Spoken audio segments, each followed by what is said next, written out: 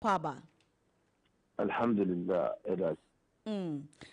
Malam, where they said ye ni fieda biano, and anopain so max morning dew, ya bow puno so ye beji in crusher sem, I retich sem and empenin sem every winch, said ye beya, anopay so big crampo abotua, will break to me any dasso, no wapimacon and Malam, where ye, uncle.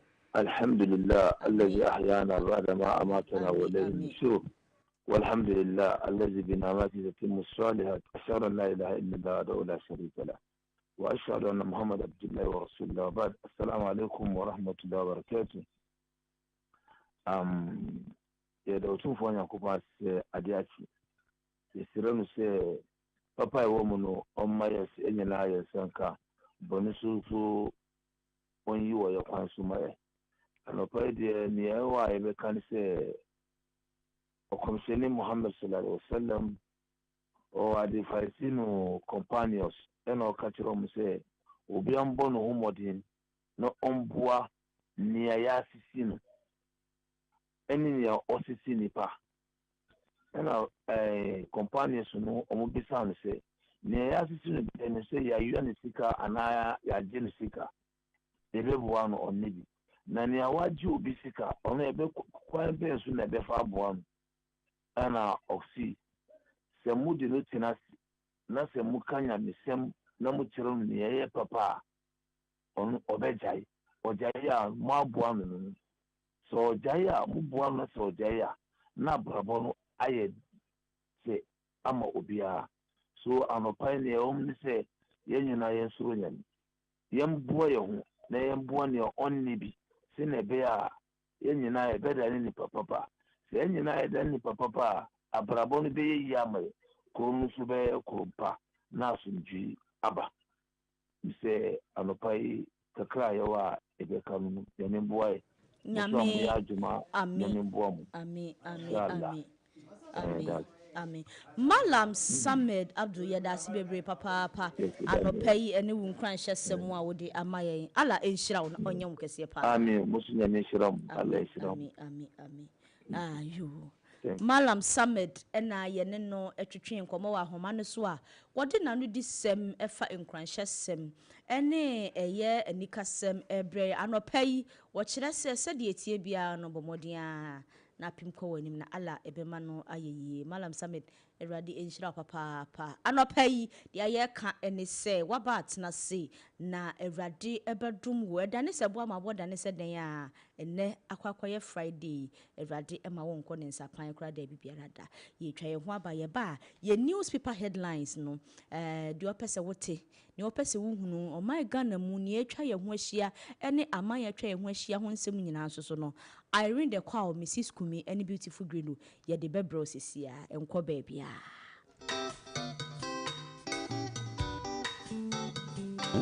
Welcome to Friday morning. Asampayetia Obanyansa foso wo bunuye wonka na asam Te mafutu sam kakre wa supeme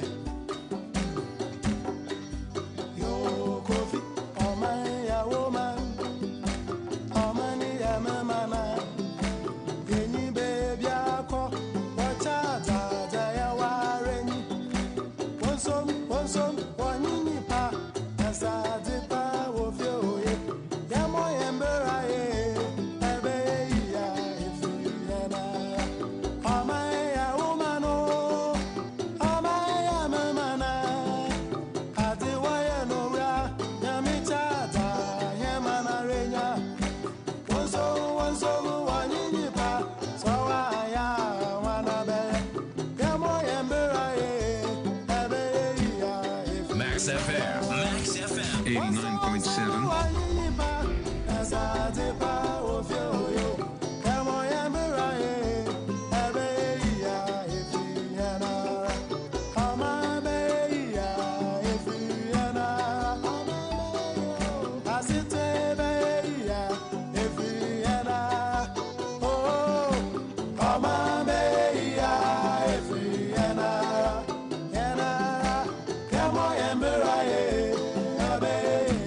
Abraham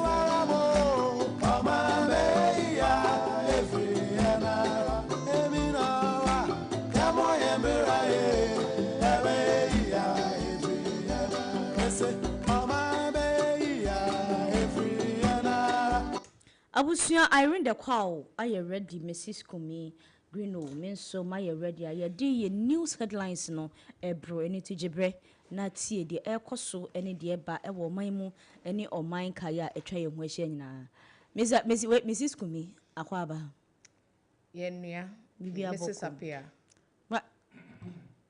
Now, did you let me come, Mrs. Apia? You just cleared you. Me, I cry, my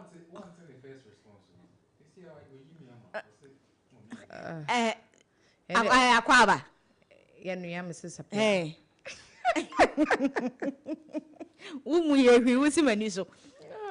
Bibia Boko, dear. Namia do me be a Yedenya see, I no pay Yatina said, dear, near the beautiful. A very good morning to our cherished listeners. My name is Irene Kwao. Irene Kabuki Kwao. Irene Kabuki the cow, the cow. What's the moment the cow, the cow? Irene Kabuki the Kwao, non-gazetted the Kwao. AKA Mrs. Kumi. Okay. Oh, Aina. We so soon we've gotten to Friday. Today being the 7th day of November. Yeah, quite. Then say not last week the first week. Everyone is saying You.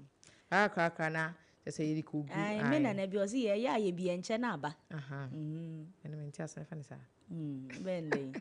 Like, So- ye two and a one, also to be. Like, if they are doing something, Do some. do some. Because very soon. Yeah. So, yeah. It's always good to make a progress. Oh, you need, yeah. It is better than none. You Oh, won't sure. even start anything at all. So, going into the newspaper headlines for this morning, beginning with the general news. First story on our paper this morning. OSP freezes over 100 million in assets linked to former NPA CEO. Ghanaian Times. Okay, Ghanaian Times and so way aba. Special prosecutor NNA ordinance ato ejapade ene sika sum 100 million Ghana cedis and afen so 100,000 US dollars ya osuafo anase pani kwankyerefo na wodi no dwuma wo National Petroleum Authority for akache Dr. Mustafa Abdul Hamid yedinensa ato na ejapade so. AMA to begin massive revenue mobilization exercise on Monday, Ghanaian Times. When so Ghanaian Times and way aba Accra Metropolitan Assembly ya yetwa wontia from AMA and anay wodi atoja wo kire say hwie bejwada ya edi animi wonom eba baye enhihye yakura ni nyina ne say wo mo edi mobile phone ebe track assemblies ahodo no a womo edi omuka na wotimi age won sika. Away from that, anti-drug war collective responsibility. NACO DE Daily Guide. Daily Guide enso ena diwe yaba ukopie mu ewo Narcotic Control Commission ya yetwa wontia efra won NACOC na wonum ede atodwa wo kire se wonum de nhyehyeye eba begu akwan mu pa womu ne ekubatan binum ebe kan bom sade ebe ya eye drug abuse ho nsensem so ebetumi afiri omaiga na mu na omaiga na so so atimi agina brand. Away from that, state funeral for Nana Kunidu Ajaman Rollins on November 28, Daily Graphic. Daily Graphic and so na kanwe ye mame late Nana Kunadu Ajiman Rollins na wono ene ye first first lady ewo omai Ghana mu ni wu a wo ya na ne baby onya ne ekoye no ene ababetodwa says state barrier ye de man no November bosunye wo mu ne da etoso adrunu enwotwe 28th November ene ye bepe ma me achikra. PEA shuts down 5 Chinese warehouses. Daily Graphic. Daily Graphic and so anyway eba Environmental Protection Authority na chese asoya wonom ebo ensase na afen so ban bo ho ensem so anyway ya todwa wo kire se Chinese fo warehouse mako enum wo mabomodin atumu a chese empanimfo se wonom enhwehweye ewo mu wei Daily Graphic. To the northern region, pillion rider killed by police gunshot during confrontation with policemen over alleged 10 cedis bribe at Gintiri.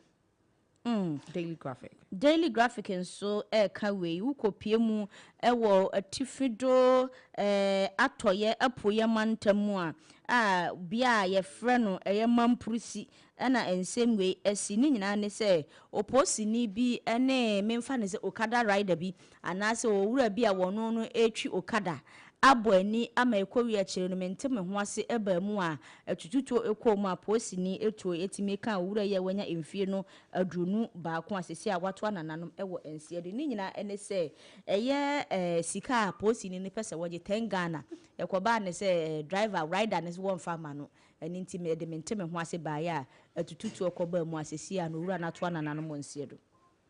To our last story on the general news, student sports event ends in violence. 1 killed in Wasa East. Metro TV Online. Metro TV Online enso enedi wei aba ukopie mu ewo Western East ya eno ye bia ansemi esiye Wasa East. Ya dia se asukufo a wonum edi dwuma na se wonum edi agro ewo sukumu menteme ho ase akwakopie mu a emu baako afamu ahwere won kwa. Away from the general news to business news, Agric Minister calls for sustainable agribusiness transformation at GAAE Annual Conference. Metro TV Online. Metro TV Online energy we so esen eba waswafo a wono hwe emfudie ene enuane ho ensem so ena ne wode atudwa a wo kire se ade se ho behia se agric business na te se kuaye ene edwadi a ye kan bom ayenya agric business no ho behia se empanimfo bo ho ban ye papa se de ebe ya eniema ana se emfudie nso so ene enuane ho ensem ebetumi agina bra no wode we eto edwa ewo GAAE Annual Conference a ekoso. To our second story on business, Automobile Association of Ghana pledges support for 24-hour economy initiative, Joy Business. Joy Business nso na eka we eku a wonum ehwe ka ho ene akwanso ho nsem ka eku batan anase enka bomuku na eneyi wode atudwa wo kire se wo be bobomodin aso oman Ghana mu ewo kwan bia so sade ebe ya yen economy ne nso so ebetumi agina Joy Business na de we buy. To our international news, Sudan's new wave of displacement sparks alarming accounts of abuse and starvation. Africa News. Africa News nso enedi we ba ukopie mu ewo Sudan a ya ade se menteme ho ase a ekoso ene basabasa ya ekoso sesei atimi ama ne hum ne so yie papa agya timamufuo ene kromafo nyina ama wonum abo asesa sesi ano wonum enhu ne omo ya ekom kase nso ena akopie mu ewo Sudan manim. And to our last story on our newspaper headlines today, world leaders arrive for preliminary meeting at COP30 UN Climate Summit in Brazil. Africa News. Africa News ukronwa enedi we eba ukopie mu ewo Brazil a ade se empanimfo akọ ehia wonum etu agina ahwe se ewiemu nsakira ye bobra saa bire ye simu no wonum ebetimi ede enhihye ye agu akom se de ebe ya ebeboa ama asetena nso atumi akọjojo ewo wiase afena nyina we Africa News in the. So these are the stories I came with this morning for our cherished listeners, but we always do a story we would like to discuss this morning.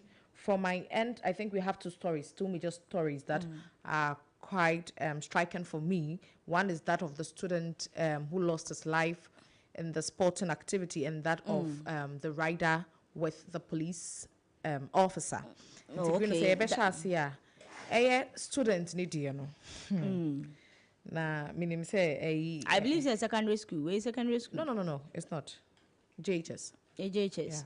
And then America say now I think it's getting out of hand because in him say for some time now this kind of violence it's mainly with the senior high schools, but for it to now decline to the junior high school level, I think I'm just pleading with the Ministry of Education to be swift in some of their dealings, because I didn't see it as something I should result in that fight. way, no. Yes.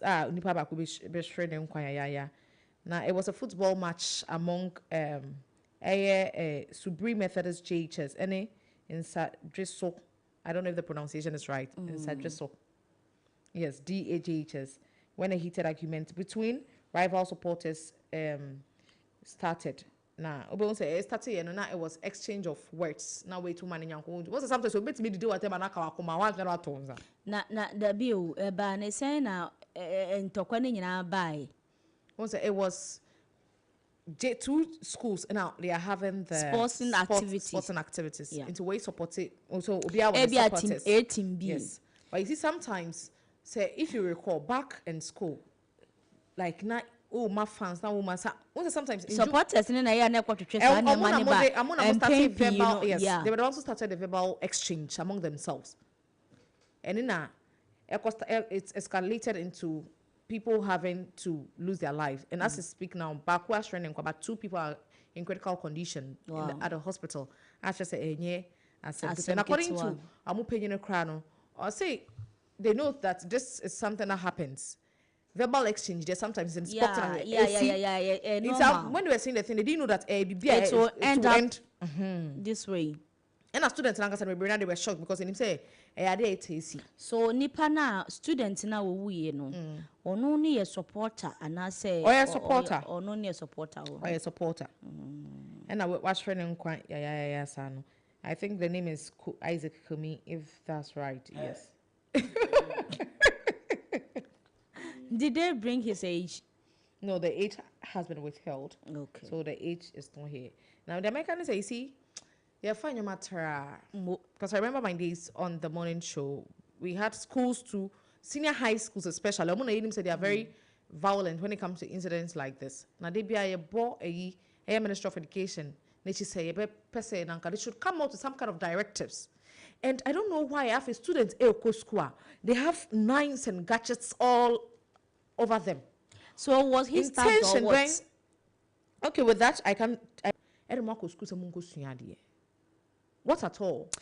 Me who say sometimes no proper regulations and I mean let me say improper regulations. Okay. Eka ho na sa nema we nyina esi no because say ya dey say ya dey hihye ye gu akwamu ye pa. I don't think say nema we even ye better kra na it will be once in a blue moon. But whether it's frequent. Yeah. It's frequent. It's becoming very rampant. Because I'm not back to school. No.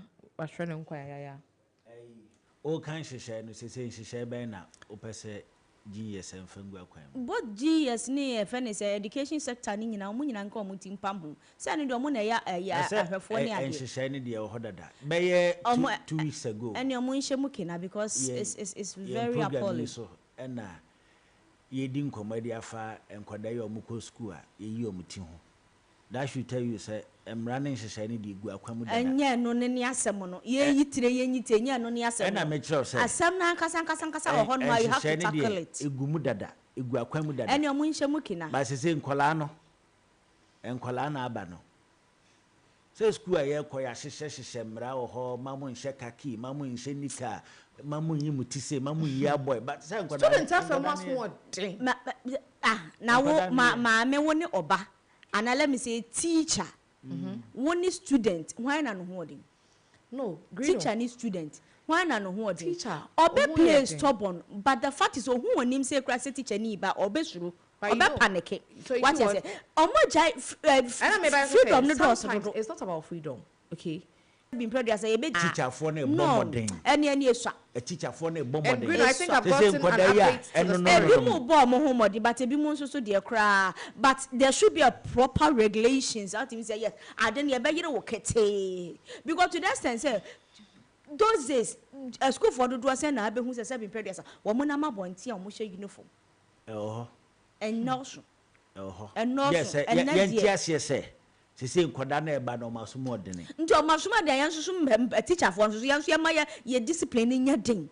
Green, I've gotten an update to the story. Discipline nya den. And man na mo de ba say a teacher for me mo nkoda no mbe patro ni de menka that corporal punishment no first no na eya abro so but no nche say obejai kora first no nche say na obejai kora first na ye nkoda na ye ko school no so we teacher na obo akwada bia Udi ni be fia o ma me kra be ma wa boa sambo ni bi. Enye no kra. First na nkwada na abefo. O boa kwada na adesa. Nye de uti akobobo. Nti we teacher na oba class ma bo se nkwada ne to no mo se. So nim na wa yo. Ye de uti ada ne football. enti edu baabi a teacher for no pii na afom ho adwen first rank ababu akode nti se nkora abaifo ni mo ho se nkora na abaifo na no mo ye digital abaifo nkwasiefo mum no maye enkane na nka ekwa sports I think an update to the story is what led to the killing was cutlasses. There's a more conan they almost see obo ho nti na cutlasses na yeah did don yeah and amudi kun o se cutlasses na did don na cutlass ye de den say bi obi be ka say bi a knife mo man kwa ni me na ebe kwa ni so oh but honest according to the people around no right and he drew on the police is all 10 cedis according to the people around no right and he drew on the police is all 10 cedis and I right and so only 10 obema 5 and the police said budget 10 in TNN back and forth and one of the policemen opened the fire and but I'm just look drew police station also I'm paying the trauma they are more kind of enya no kre enya san isi no otremu a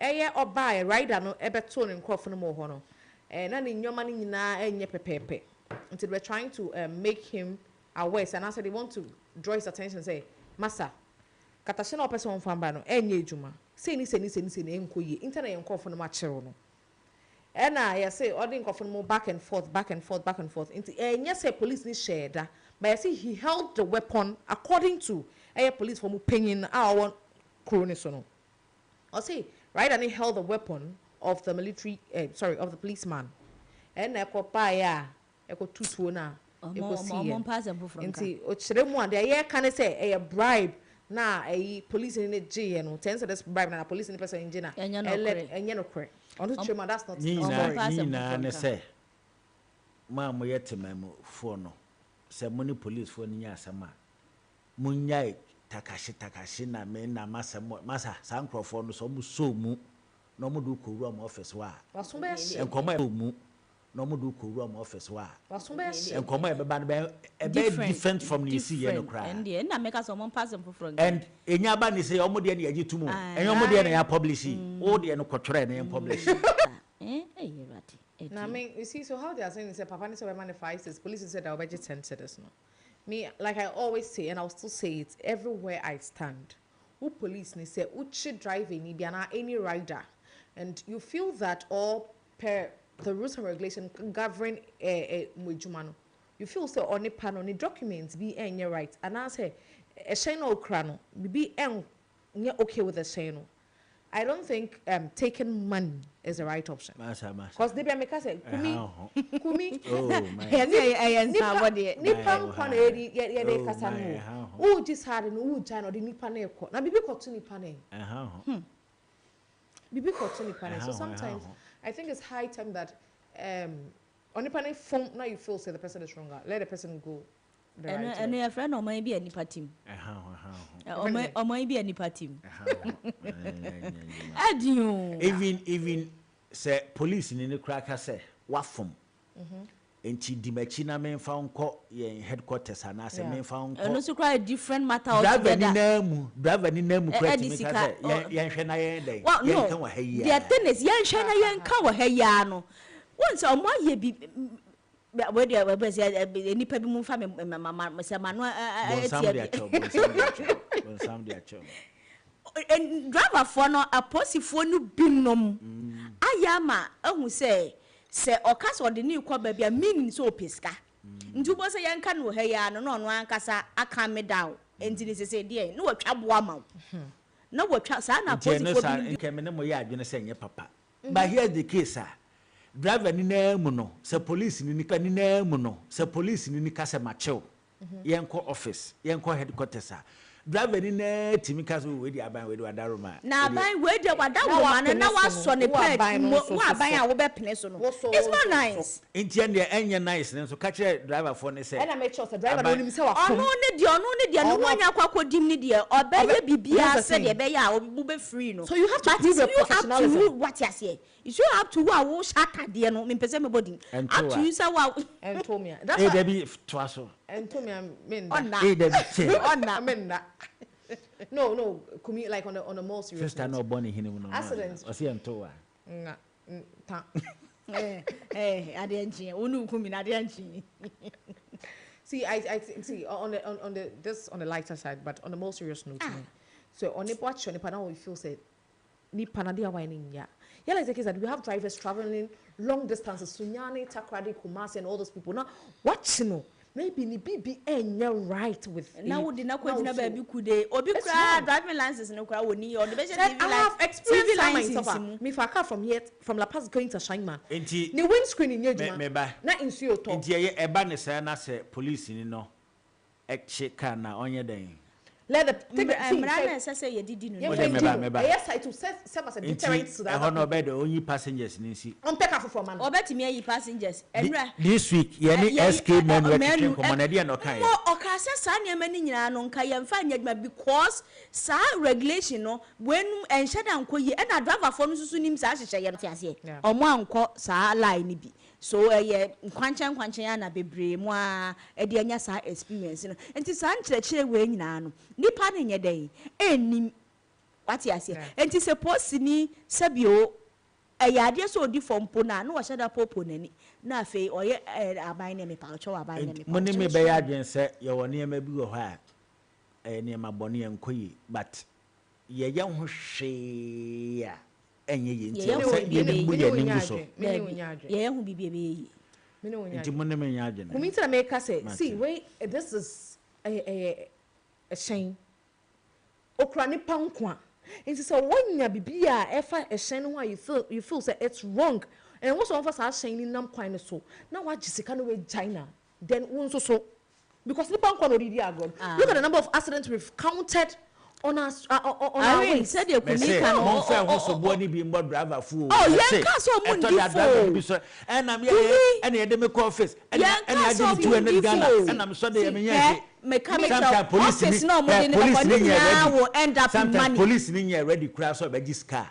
Driver ni do ha na wa yes no den sa to car no kabo no or the amount. And I miss ma menchire wade because omo ya ma between omo no akoye no we shouldn't be so.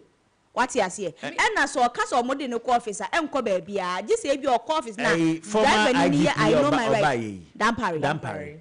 One fire uniform bi amba o say police for no because of sika omo gigi o kwan so ntino say so omo uniform no ye mfa pok dia to aduane adi no bi de nwuma ba DJ Holy anwumi prapra mu ma me Irene Irene enko no tie mo me fa manusi na say o DJ Holy we de agi e kakra bi na fa prapra kire ma me catch DJ Holy say o menje esa me ba DJ Holy e promote enyum like or promote ade ebema enyum music akonanim ade ebema nti we no so no say ka say just na we promote corruption and bribery o catch police driver ni catch police ni say yes ya and say we promote bribery and corruption me na me be promote o asase ma wo kan fanto ma wo ye me kama na kosi say police ni gina ho oye na adwuma dada bosom yetua ne ka not o gina ho twamu na kona wamwa bibi di ahye yi a nti e ba sa won promote dem po only